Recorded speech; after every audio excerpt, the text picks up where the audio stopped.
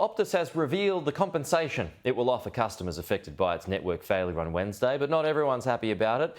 Joining us live now is tech expert and EFTM editor Trevor Long across every detail when it comes to this and many other stories. Trevor, good to see you as always. So I want to start off with excuse though.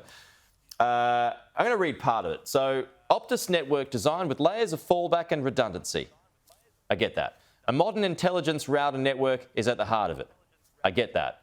Despite this, a network event yesterday triggered a cascading failure which resulted in the shutdown.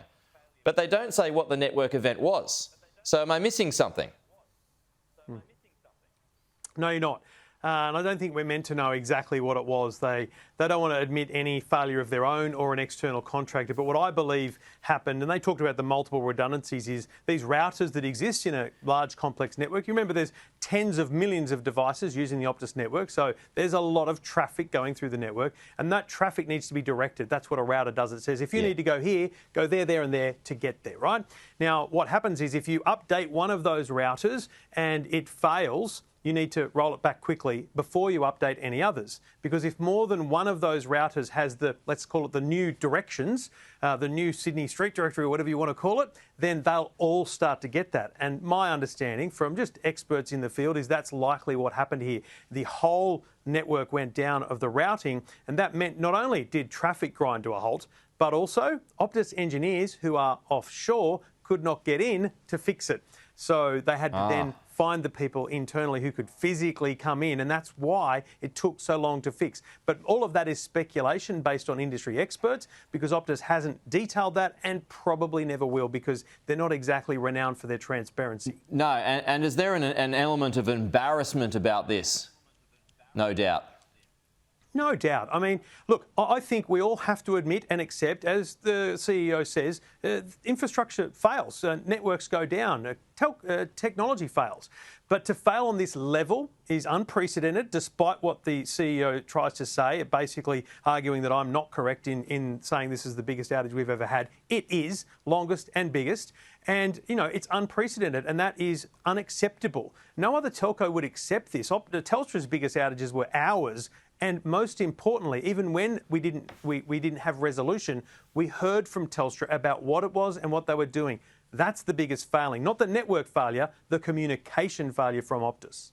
Yeah, and it is a communications company, which is hilarious. Now, Trevor, what did you make of the free data top-up as a make good?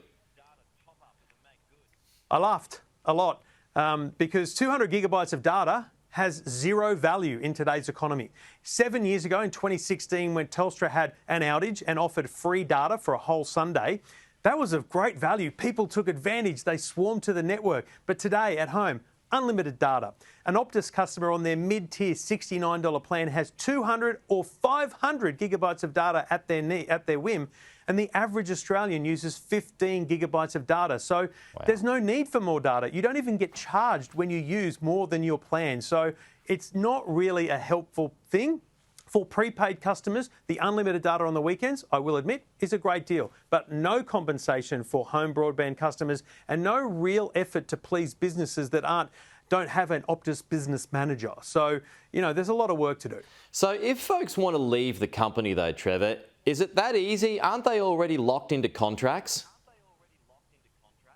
If you're in a contract, it is difficult, but most people are not. Most people are locked into a contract for their phone payments. Now, look, it may cost you a little bit, but pay the phone off so that you own it. And then you can go online. Kogan Mobile saw a 400% increase in eSIM activations. That's an electronic SIM card you can just download off the internet and quickly get connected to another network.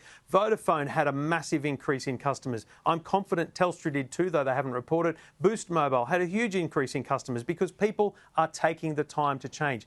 What's critical here is if you change telcos, doesn't matter whether you're leaving Optus or coming to Optus, you can keep your phone number. It takes just minutes to do, and it can save you money. That's the more important thing in the mobile space.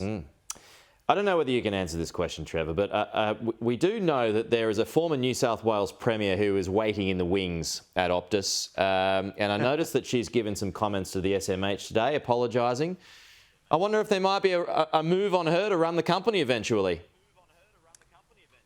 She's the obvious candidate internally. There's another executive called Clive Dickens, who's a very customer-focused man. I'd put him on the list as well. Gladys, I think she doesn't have any baggage from her time as Premier. She could show her COVID skills in customer relations, in communicating, and that could have been exactly the difference they needed yesterday. I think the Singtel board, the company that owns Optus, is in Sydney now.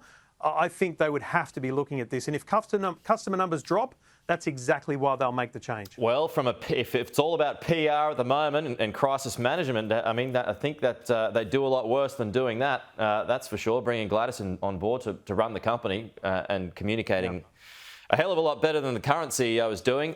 Trevor, good to see you as always. We'll talk to you again soon.